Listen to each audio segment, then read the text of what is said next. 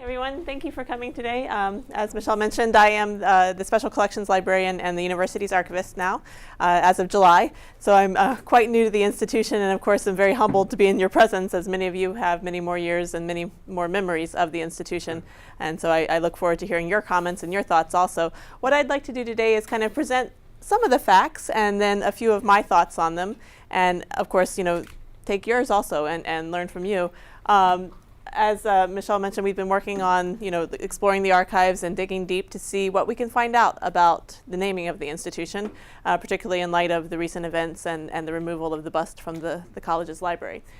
So without further ado, let me introduce you to a few of the players that we're going to be talking about, a few of the players of the game, if you will. Of course, our institution's first president, Dr. Richard E Bjork. He came to us from the New Jersey Department of Higher Education in '69. He was the department's liaison, per se, to the institution when they were just getting formed, when the board was learning the ropes, learning their responsibilities and everything. And then they did interview 4 candidates for the presidency. He had submitted his resume as one of those candidates, one of 90 candidates to be considered.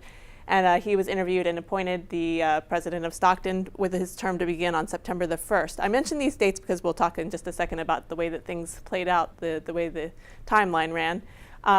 So President Bjork came to the institution, though, in February as the liaison to the Department of Education, Higher Education. He was also at the same time the acting president of Glassboro, so he was a man wearing several different hats.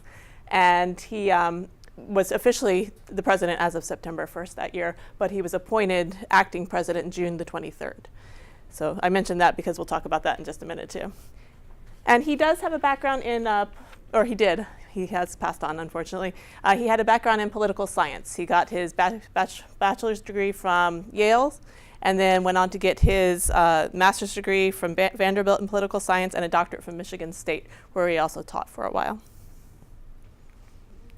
The second name to remember as we're going through is James Judy, who was also with the New Jersey Department of Higher Education, and he was a secretary to the original Board of Trustees. So all of the minutes and all of the documents are signed by him for the most part that we'll be talking about today.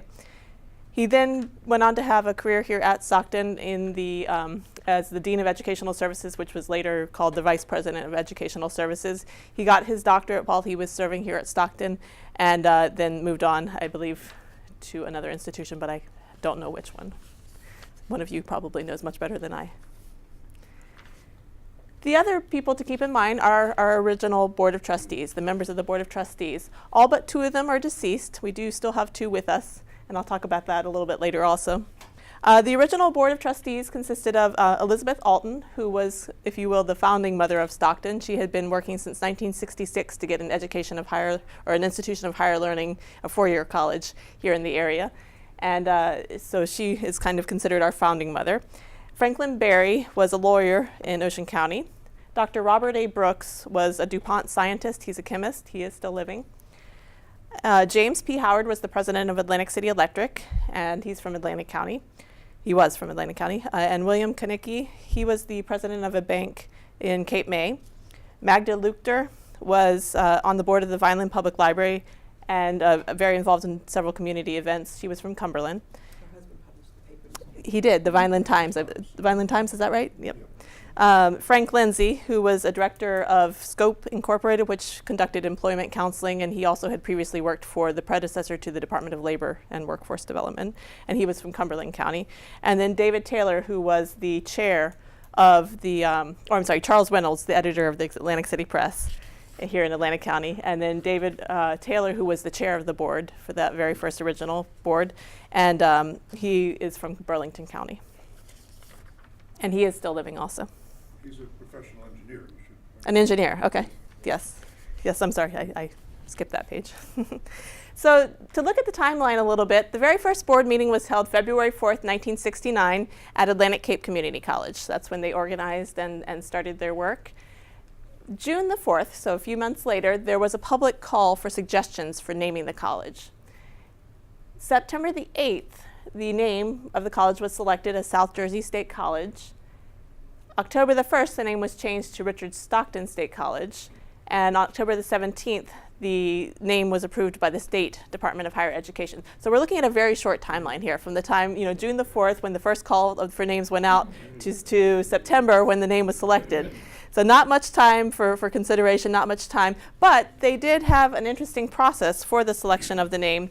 At the June 4th meeting, when they sent out the call for public suggestions, they said, the board indicated its desire for an easy resolution of a choice of the name of the college. Some discussion ensued relative to the merits of delaying the selection of a name until the site had been chosen. The board then invited suggestions from the public relative to a name for the college. So they put out the call. They said, hey, give us your suggestions. Tell us what you think the name of the college should be, which, a pretty democratic way of doing it, a very interesting way of doing it. Now, J Judy, at that same meeting, if you recall, he's the secretary to the board and an assistant to President Bjork at the New Jersey Department of Higher Education. He recommended that the board hire a consultant to assist in the process of selecting a name. And according to the board minutes, though, the trustees decided not to accept that recommendation. They didn't want to spend their limited resources, meaning the money that they had been allotted. They didn't want to spend it on the selection of a consultant. So they felt that they could handle the process themselves. And we'll look at how they did that. So they did. They accepted public suggestions. The type might be a little bit small here, but they went through several different ways of selecting or of receiving the recommendations. President Bjork mentions in an interview that he did or for the Atlantic City Press, he mentions that the public had multiple opportunities to opine. There was a list of names solicited. A 3-hour radio show was conducted to collect names, and there were 2 public meetings held. So they opened it up, several different ways. They accepted them by mail. They accepted them at these different public meetings. Some of these names are quite interesting. If you look at them, as I mentioned, I know it's a little bit small. You get James P. Hayward College, after one of the members of the board. Who knows if that was a joke or if he himself recommended it. Lenape State College, conceivably named for the Native American tribe that was from the area here. Mullica State College, after the river or after the city. You also get Eisenhower Memorial. Is that on this list? I think that's on this list. He had just died in March. President Eisenhower had just died in March, so might have been on the mind of several. You also get Joseph Altman, who was the former mayor of Atlantic City, and he had just passed in 1967, so again, a prominent local figure on the mind of several. Now, take a look, though, over here. So we get Stockton State College. Now look at if you can make it out, look at the annotation beside it. It says, for Richard Stockton, only signer of the Declaration of Independence. Only signer of the Declaration of Independence. Now, of course, we know that's not true. There were many others that signed the Declaration of Independence. We also know that he was not even the only New Jersey signer of the Declaration of Independence. However, when they put the name on the list, somebody thought to annotate the list that he was the only signer of the Declaration of Independence. So kind of an interesting thought. There's several different stories that exist, several different legends or myths or who knows, facts, of how his name actually ended up on the list. President Bjork, in a 1978 oral history interview. Now, President Bjork, when he left the institution, he was not elderly by any means. He came to the institution when he was in his late 30s. So we're talking about 11 years later. He was probably about 50, I think, at the time when he left, maybe a few years over 50. And so he did sit down and do an interview with Bill Daley. And they recorded it in a series of audio cassettes, and we have it transcribed downstairs in the archives. And so he said that the story that he told about how Stockton got its name is that a young neighbor of his, a school student, had stopped him on the street at their home in Lawrenceville and said, hey, I hear you have a new college, and you're looking for a name. What about Richard Stockton? He signed the Declaration of Independence. And so President Bjork tells the story that inspired him to put the name on the list. Now, Magda Luchter, one of the other members of the original Board of Trustees, if you remember, she tells the story that they were sitting around the dinner table and her daughter suggested it. They had been learning about the American Revolution in their class, and Richard Stockton signed the Declaration of Independence. And so Magda Luchter tells that story. And who knows, they could both equally be true, independently could have come up with the names that way. Other stories that I've heard tell of, that the original Board of Trustees met at the Richard Stockton rest area on the Parkway. Now, we know that's not true because the first meeting was at Atlantic Cape Community College, but who knows where that rumor came from. So there are several different versions of how the name came to be on the list. But from what we can see is that as early as June 30th, 1969, they put out the call June 4th, and by June 30th, his name was on the list. The name for the suggestion to name it after Richard Stockton. So the list continued to grow. This is the list as of August the 1st. There were 66 recommendations here by August the 1st, including quite a few related to geography. So Atlantic State College, Atlantic City College, Blueberry State College, and variations of the same, Boardwalk College, a lot of different, College by the Sea, College in the Pines, College of the Sand. A lot of really interesting geographical designations. You also got some interesting named designations. Farley State College for Hap Farley, who was the president of the New Jersey Senate at the time and a very important political figure. Also one of the ones responsible for having the college located in southeastern Jersey. Jonathan Pitney, who was a doctor in Absecon, New Jersey back in the 1800s, and one of the ones responsible for the founding of Atlantic City and for getting the railroads to come into Atlantic City. McKee, an interesting one, McKee City, right up here in Hamilton Township, kind of near the mall and Target. John McKee was a free black from Philadelphia in 1821 who moved down to the area and established a community here. Pinky's Corner State College. I don't know if any of you are familiar with Pinky Kravitz, who was a local celebrity / radio host, television host for many years. I can only imagine that the 3-hour radio show that Bjork referred to might have been Pinky's Corner, people calling in to make suggestions on his radio show. And so maybe he tossed his hat into the ring, or a friend of his perhaps may have done that. And again, you have that right here. It says Richard State College, but I can only assume that it means Richard Stockton State College. No. Was it a separate name? There's a Richards who's very important in the history of this area. But it's Richards with an S, right? I think so. This is just Richard State. So it could be either one, I guess. Okay. It's up for interpretation, exactly, yes. But you're right, Samuel Richards, I think, was responsible for Atlantic City as well, one of the early founders. Mm-hmm. So, a couple of interesting additions to this list, as well as combined with the other list. They had quite a few to choose from, of course. So, stepping back for just a second to Bjork's role as the Vice Chancellor for the New Jersey Department of Higher Education. He's already the acting president of Stockton, but on July the 22nd, he issues a memo under the guise as Vice Chancellor to all of the presidents of the New Jersey State Colleges and the chairmen of the Board of Trustees at the different colleges with the subject line, Names for Public Institutions of Higher Education. And so Bjork, either from, by authority or by self-appointed authority, has taken it upon himself to write this memo to address the different ways that the institutions have been named in the past in New Jersey and to make recommendations for future names of this. Now, I bring this up because he does make a couple of interesting observations here. He divided the different categories of naming into 4. He talks about geographic names, so Atlantic State College and such like that, famous names. And one of the things that he does point out when he talks about famous names is that if a person's name is proposed, that person should be deceased and securely identified as a person of historic importance. Period. That's it. That's the only recommendation that he makes about naming somebody after a famous person. That they be deceased and that they be of historic importance. And so then he goes on to, so geographic names, famous names, general descriptive names, so, city, college by the sea, or that kind of a type of description, or historic names was the 4th one that he gives.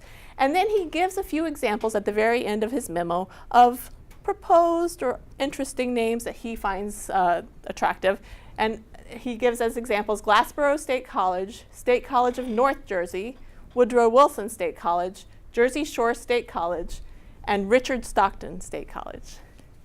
So by July 22nd, 1969, Bjork is using that name as a proposed, as a sample name, but as a name that fits his pattern of proper names for higher education, for institutions of higher education. All the others were real names. No, the Glassboro State College was a real name. It was, of course, now is Rowan University, but Glassboro, the other four that I mentioned have asterisks that are, and he says these names are illustrative only. Yeah, it's difficult to see. We'll be posting the slides on the website also, so you can take a closer look at some of the documents. So he has listed, as descriptions of these types of best practices, if you will, for naming institutions, and he does list, as I said, one of the names is Richard Stockton State College as one of the best practices. The other ones were the State College of North Jersey, so of course that wouldn't work for us, Woodrow Wilson State College, and Jersey Shore State College. Those were the other three that he was using to illustrate his memo here. So kind of an interesting document. It's a 4 or 5 page document, and really an interesting read if you are interested in the topic. Please stop down and I'll get you a copy. Actually, we can post that on the website as well if you'd like to see. Sure. Okay, yeah, we can definitely do that. Maybe I could suggest that there was at the time a procedure by which anything that was going to happen new at a state college had to be sent to the other state colleges for their responses and comments. So I don't think this is such an odd thing to do. Okay. For example, I remember I was involved in the Saudi physics program, and in order to do that, every other state college had to come Put their and input. tell us what they thought about that. Interesting. Circulate. I Still don't do think when we that's- propose. We do. Okay. Now I know that. Program change has to be sent to the college, the state presidents. Yeah. Yeah. Now I know that some of this has been decentralized to an extent. There's a lot more autonomy for these types of things to go on. But that's interesting that there is still that groupthink mentality, I guess, where everything has to go through each other.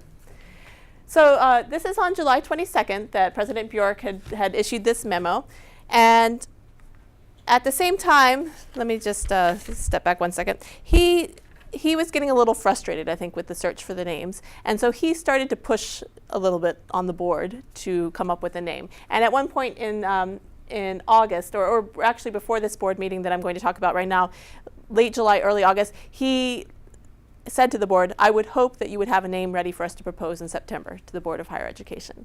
So he really wanted this process to go forward. He said that it would make things easier, it would make things simpler for everyone involved if we just go ahead and pick a name. And so James Judy came up with this idea, well, I assume it's James Judy because there's no other mention of how it was decided that the name would be decided except for this memo from James Judy. So James Judy writes to the members of the board, and he says, at the last executive session of the board, it was agreed to push toward the selection of a name for our institution at the next meeting. As a modus operandi, it was agreed that each member of the board and Dr. Bjork would place in a kitty, in quotes, 1 or 2 names for consideration, taken from a large number of names sent to the board as the result of our public solicitation. And so they list these finalists. And so from what I understand, the members of the board had the opportunity to pick the one that they liked the best, 1 or 2 names it says, and those were the finalists. That's how they narrowed it down. And so the finalists were Atlantic State College, Ocean State College, Southern New Jersey State College, Seashore State College, Richard Stockton State College, Jonathan Pitney State College, Jersey State College, Delanta, which was a combination of Atlantic and Delaware, Delanta State College, South Jersey State College, Pineland State College, Jersey Shore State College, Bay Shore State College, and Grissom State College for Virgil Grissom, who was an astronaut that had just passed away in an accident down in Florida. But he was a finalist, which is interesting.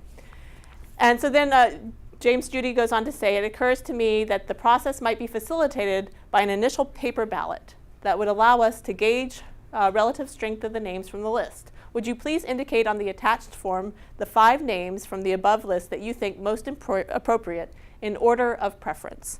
So the members of the board were instructed to rank their top 5 names from that shortened list. And from that, they were to return that to James Judy at his offices in Trenton at the Board of Higher Education, the Department of Higher Education, and they were going to rank them all. And so you end up with this interesting. This is from the minutes of the Board of Trustees at their meeting in early September, where they decided that the name of the college would be South Jersey State College. And so what they did, they ranked from that previous list, they ranked the names here, and over there on the side you can kind of see this, the scratching. Who I should mention that the copies of the Board of Trustees minutes downstairs in the archives are not official copies. These are copies that came to us from various sources, and they were compiled together, from copies of different people's records to make our copy that we have downstairs in the archives. We don't have official copies of the Board of Trustees minutes in our archives at Stockton. What date is This is September the 8th, 1969. And So had the site been selected at that point? they were both selected at the same time in October. Well, so no, the answer to your question is no, and we'll talk in just a second too. So they were at the meeting in September at the urging of, Dr. Bjork and James Judy. They came up with this system. They ranked their top choices. And as I said, so it looks like whoever's copy of the Board of Trustees minutes that we have for this particular page, they had been scratching, I guess, making the little annotations to the side about the different rankings and the different possible votes. If you look at it, it looks like it's 1, 2, 3, 4, 5, 6, 7, 8 versions of, rankings there, 8 different columns of rankings. So I can only assume, the eight plus, and I guess Dr. Bjork and somebody's were missing here in this ranking. And so, of course, we can see that the top choices were Southern New Jersey State College, South Jersey State College, Atlantic State College, Jersey Shore State College, and then Richard Stockton State College is the next on the list, and it has been crossed out. So, kind of an interesting document if you look at it with our current situation. And so James Judy, or the minutes from the meeting indicate that listed below are the names mentioned plus one addition. They are ranked by a weighted score.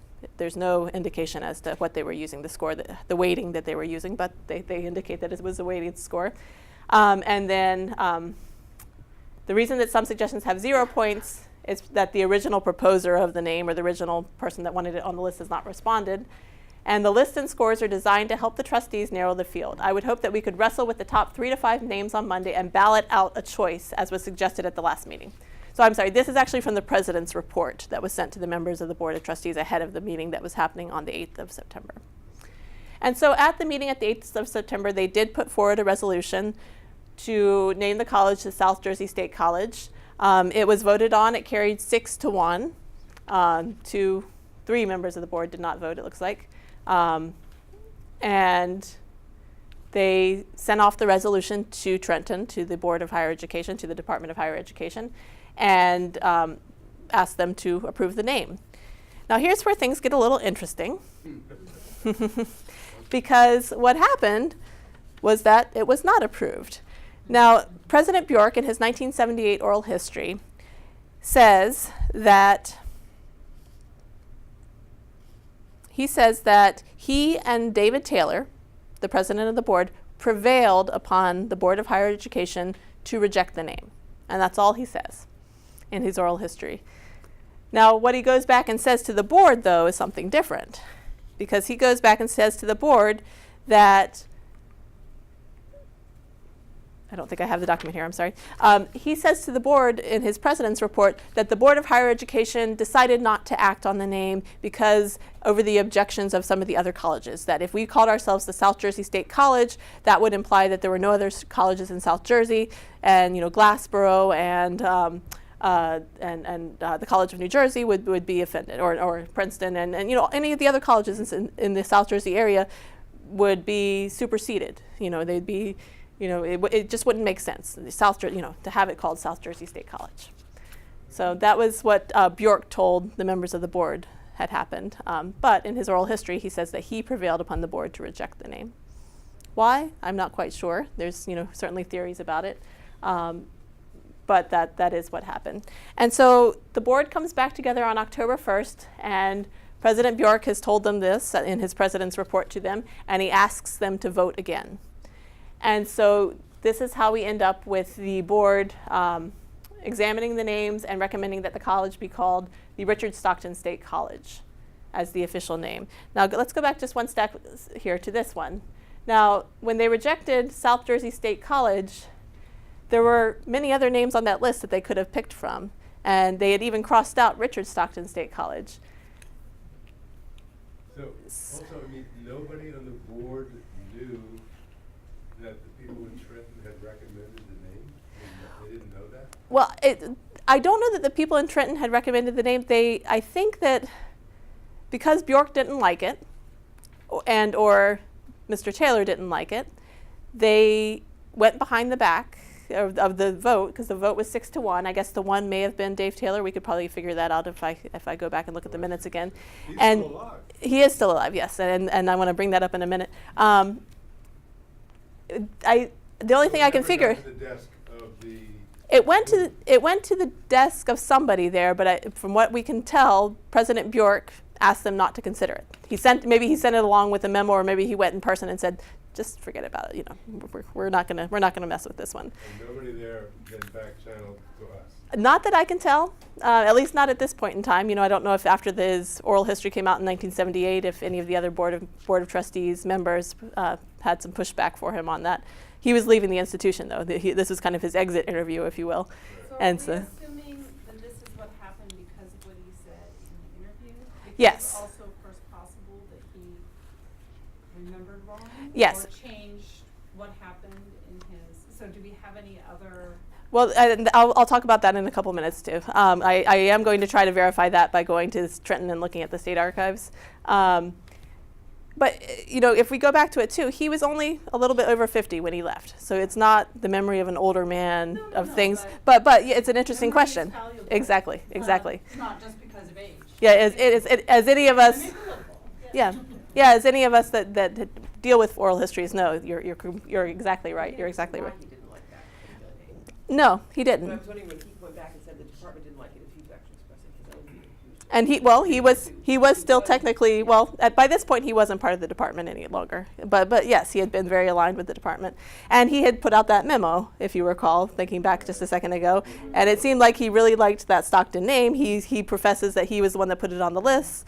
You know, so it's like a totally plausible interpretation. so no, yeah, and I like I said, I'm open for all interpretations, because we really don't know at this, yeah, and I don't know that we will ever know the complete story, unfortunately. But going back to this list here, the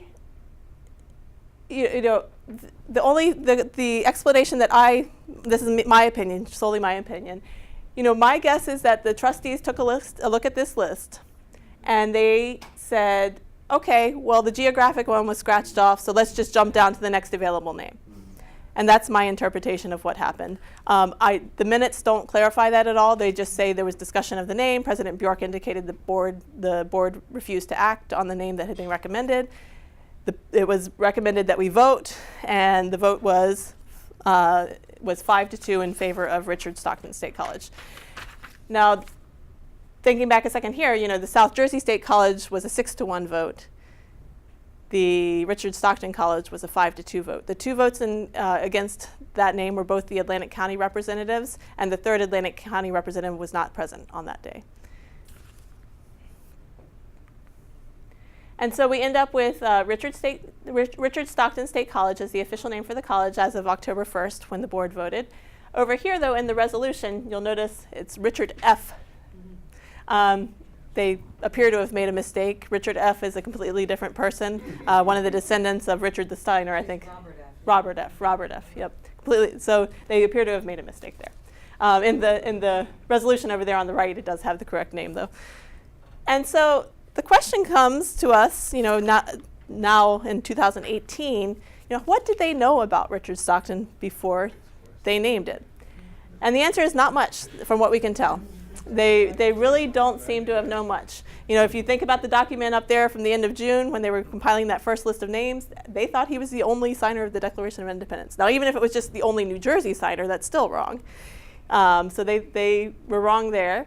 The Press of Atlantic City in September 3rd, just one second, Bill, they ran, you know, they had been following the story all along and had been running some of the possible names. And so the Press of Atlantic City points out on September the 3rd, 1969, that, and Richard Stockton State College as one of the names after the New Jersey man who signed the Declaration of Independence. Doesn't say after one of the New Jersey men, after the New Jersey man who signed the Declaration of Independence. And then, of course, after the name is voted, everyone says, who? What? Who? Residents asked, college name for Richard who? But by this point, the press had picked up on the fact that he was one of the New Jersey signers of the Declaration of Independence. They're saying 6 signers, but I think it's only 5 from New Jersey. So, Bill, yes? I'm just, they meaning people. Here I guess I'm kind of saying, Board of Trustees, what did they know before? And thinking back to James Judy's recommendation that they hire a consultant, which they refused to, or which they decided not to act on. They probably did not know much other than what the student in the street told to Richard Bjork, and other than what Magda Luchter's daughter said over the dining room table that, hey, let's name him after this guy. Now, the discussion has come up in some of the conversations I've had about Stockton, the name Stockton, and it being related to Princeton and Morven, and Princeton being an education, something to aspire to in terms of higher education.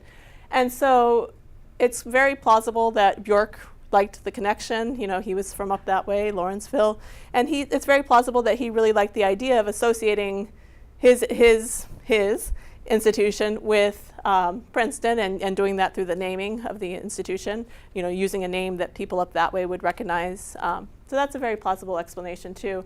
Who knows? Like I said, at this point we may not know. Because when I was here in the early days, and we were always called Princeton in the Pines. Yeah. And it's a some people tried to call it Princeton in the Pines. And it's a chicken and an egg problem, right? Or were they calling it Princeton in the Pines because of the Stockton connection, or were they, was it the other way around? So who knows? Aspiration. Exactly. So just to catch up a little bit more on, what us, meaning the institution. We did start to learn a little bit more about Stockton over the years, and in fact, in 1976, for the bicentennial, they invited an historian who had done his doctorate thesis from Rutgers on New Jersey during the Revolutionary War time period. So Professor Larry Gerlach came to Stockton in '76. He gave a lecture in honor of the bicentennial, and they published a pamphlet of the lecture, which we do have downstairs in the archives, and we actually have put it online, so for anyone to read that wants to go and read it. In the pamphlet itself, it does mention it mentions that he was from a family that had enslaved people, that that Morven was built with enslaved people, with their labor. It doesn't mention that that Richard Stockton himself had slaves. And then, but it also does mention that he signed the oath recanting his allegiance to the revolutionaries. So there were brief mentions of it in this pamphlet, but by and large, this pamphlet was meant to promote Stockton and Stockton the man, and to honor him, I guess we could say.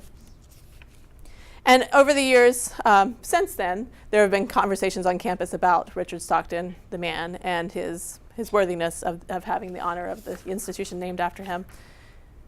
Just to briefly touch a little bit on our other names, for many years, Richard Stockton State College, which was frequently shortened to Stockton State College in the earlier years.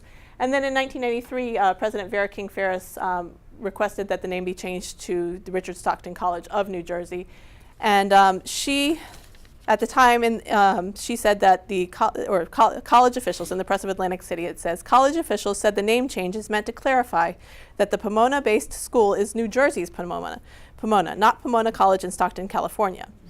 What the name change does is make it clear that Stockton State College is in New Jersey, said College President Vera King Ferris after the meeting. And in the resolution that the College Board put forward in 1993, they did indicate that the name change was in order to honor Richard Stockton as a scholar, patriot, humanitarian, and statesman, and that it was also to place the emphasis on the college's location in New Jersey. So that was the reasoning that was given for the name change in 1993. And now, of course, we have undergone another name change to Stockton University, and the Board of Trustees voted to change the designation and the name at the same time. So we are not Richard Stockton University, we are Stockton University. And I don't actually have a copy of the resolution, so I need to go looking for that. That's one of my next steps, is to fill out the picture a little bit more, to get some of the wording from that resolution and to understand that change also.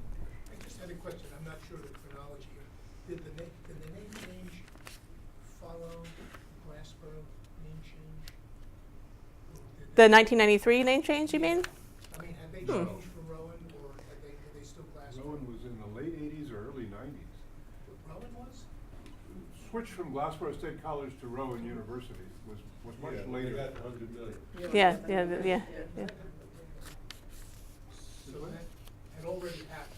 That had already happened before the 1993 change, I believe. Okay. Uh, We can pull it up on Newsbank because I saw the article. Oh, okay. There we go. There we go. Michelle and I are both like, Let's Google it. Rowan's website. So it's fairly close in time and fairly close together. Interesting. Likely was connected. Hmm. I'm gonna guess.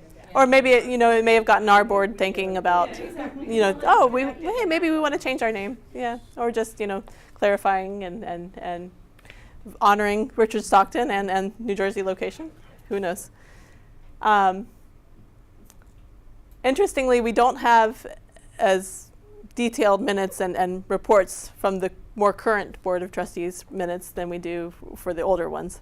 So it's something to go back and remedy in order so that in 50 years, if we're still having this conversation, we can make sure that things are well documented for future reference. Yeah, because that was going to be my next question, is to what degree did the board in 2015, and to ask them this, members might remember, to what degree did they consider the Stockton part versus the university part at that time? I'm actually going to jot down a note to try to do an oral history interview with somebody that was on the board at the time, because I think that's a great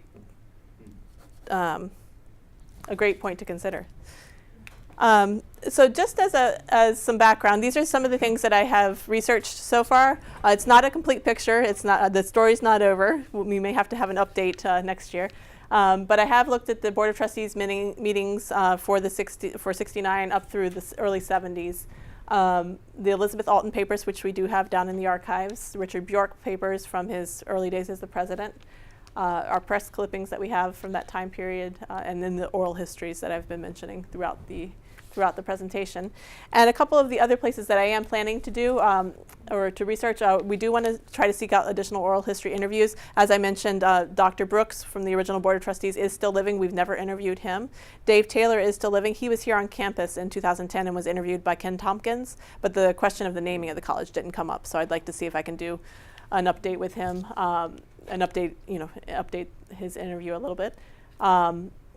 And I am planning to go up to Trenton and to look through the meetings and notes and letters and correspondence from the Board of Higher Education or Department of Higher Education, with the hope of finding out some of the answers, especially about the, Bjork prevailed upon the Board of Higher Education not to act on the name. I'd like to see if maybe there's a memo from him or anything in writing that would kind of confirm that end of the story. As well as any of the other details that might be interesting to note concerning the establishment of the college. Well, thank you all for coming, and thank you for your comments. I really appreciate your help. This will be helpful. Thank you very much.